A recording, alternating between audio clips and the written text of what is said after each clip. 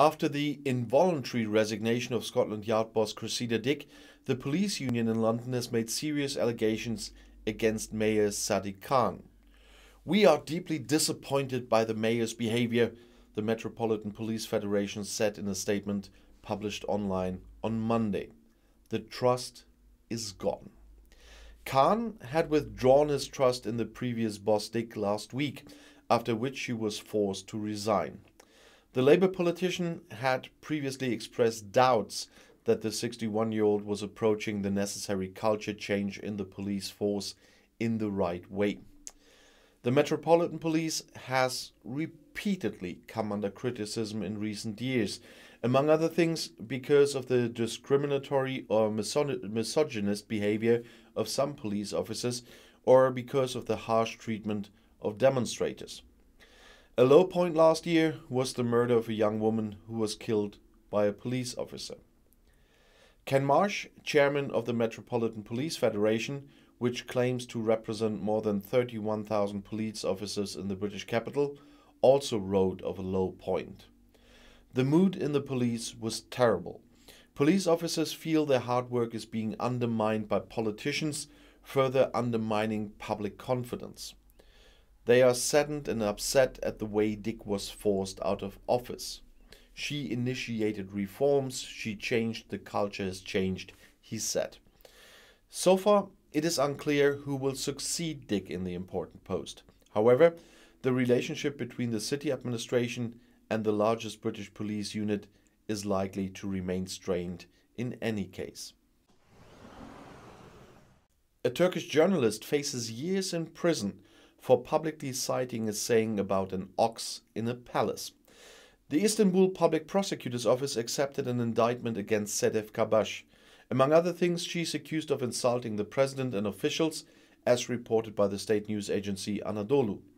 She faces a sentence of up to 12 years and 10 months in prison. In a Turkish television program, Kabash criticized the government for cracking down on critics and for polarizing society. There, and later on Twitter, she quoted a saying, "When an ox goes into a palace, it does not become a king, but the palace becomes a stable."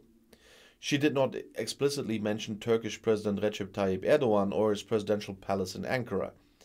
According to the indictment, the allegation of insulting officials relates to statements made by Kabash about Interior Minister Süleyman Soylu and Transport Minister Adil Karayiçmayiloglu. Northern Ireland has ended all remaining corona measures. Vaccination or test certificates are no longer required for major events.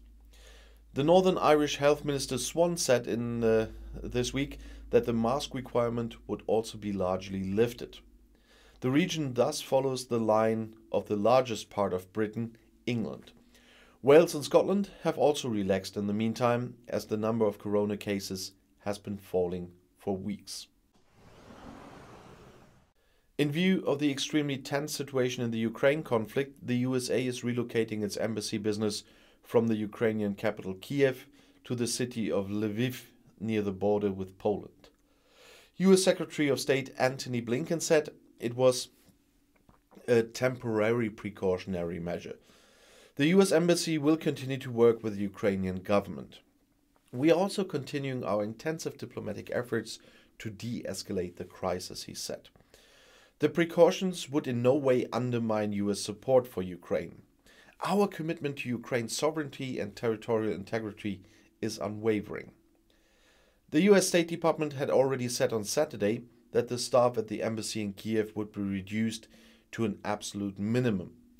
A few employees would be relocated to Lviv in the west of the country. In the city near the Polish border, consular services would still be offered for emergencies. The US State Department had already ordered the families of diplomats to leave the US Embassy in Kiev at the end of January. It was also said at the time that employees who were not immediately needed could leave the country voluntarily. In the message, Blinken again called on US citizens in Ukraine to leave the country.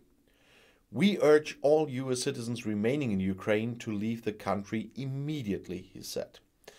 Blinken emphasized that the only reason for the move to move diplomats to Lviv is concern for the safety of employees. There's no higher priority for me than the safety of Americans around the world, and of course that includes our colleagues, he said. The US government has been warning of an impending Russian invasion of Ukraine for weeks, with increasing drama.